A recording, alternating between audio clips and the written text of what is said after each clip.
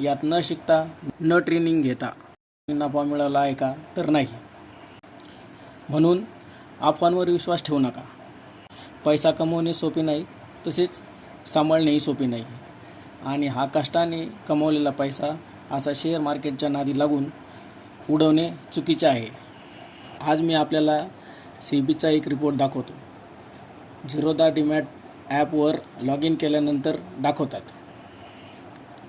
10 ट्रेडरपैकी 9 trader हे losses घेतात व या तोट्याची सरासरी लॉस हा 50,000 आहे.